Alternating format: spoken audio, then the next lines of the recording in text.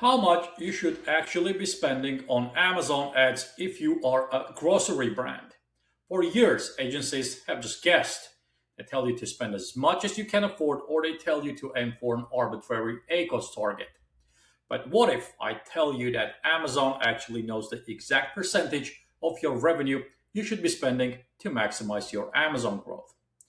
Amazon recently analyzed 100 of their top grocery advertisers to figure out what's the fastest growing brands were doing differently. They found an exact gridlock zone for the ad spend. Spend too little and you lose a market share. But here's the crazy part: spend too much and your growth actually tanks. Today, I'm going to break down the confidential data from Amazon's 2026 Grocery Summit and show you exactly how to allocate your budgets between sponsored ads and DSP to drive massive year over year growth. So, grocery brands, this is a treasure trove for you. So, stick around. Let's start with the sponsored ads: sponsored products, sponsored brands, and sponsored display. This is where 90% of sellers spend 100% of their budget. Amazon looked at how much of the brand's total on Amazon sales were being reinvested into the sponsored ads. And the data is mind blowing. The brands that saw the highest median year over year sales growth, hitting almost 15%, but they were allocating 5 to 8% of the total sales to the sponsored ads. 5 to 8%. That is the sweet spot.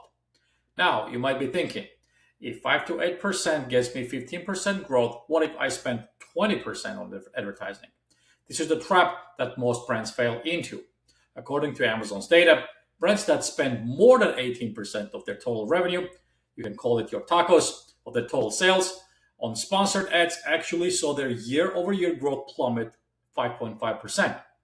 Why does this happen? Because of diminishing returns.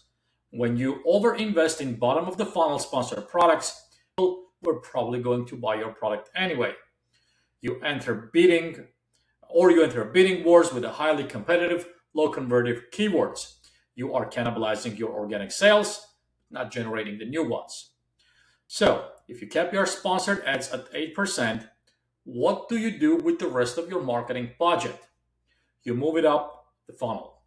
This is where Amazon DSP comes in. The data on DSP is even more aggressive. Amazon found that brands allocating between 4 to 10% of their total sales to DSP display saw a massive 25.4% year over year sales growth. Let me repeat that. The brands leading into DSP grew almost twice as fast as the brands leading heavily into sponsored ads.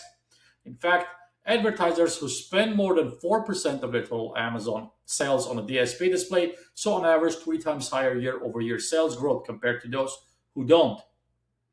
This proves what we've been telling our clients at PAS for a long time. Sponsored ads capture demand, the DSP creates it. If you want to grow, you have to stop just harvesting the bottom of the funnel and start feeling at the top as well. The fastest growing brands on Amazon right now are not the ones who are the best in a sponsored products bidding algorithm. It's oversaturated. They are the ones running a true full funnel strategy. According to the data, the top grocery growth brands were 3.4 times more likely to use upper funnel ad products like video and audio, and 6.5 times more likely to use an Amazon DSP ads. And during major tentpole events like a Prime Day, the brands that ran full funnel strategy didn't just see a spike in sales that week. They saw a 25% higher year over year repeat customer growth during the following months. They didn't just buy a transaction, they bought a customer. So, here's your action plan for 2026, or remainder of it. Look at your total Amazon revenue. Keep your sponsored ads between 8 to 12% if it is reasonable. Take the next 4 to 10% and deploy into an Amazon DSP to start driving net new awareness and consideration. Stop treating Amazon like a vending machine where you're just putting into the PPC dollars and get out sales out of it. Treat it like a brand building platform. Granted, these data points may not work for every brand, and most likely brands evaluated by Amazon would have certain revenue threshold, presumably higher 6-figure or 7-figure. But still, you can't argue with the data. And not only that, brands on grocery, we manage We see the same revenue. We see the same results with the brands that in that threshold with the revenue. And if you want our team at the PAS to audit your current spend and build your full funnel DSP strategy that actually drives top line growth, click the link in the description or send me a DM. Make sure to subscribe for more Amazon strategies, and I will see you on the next video.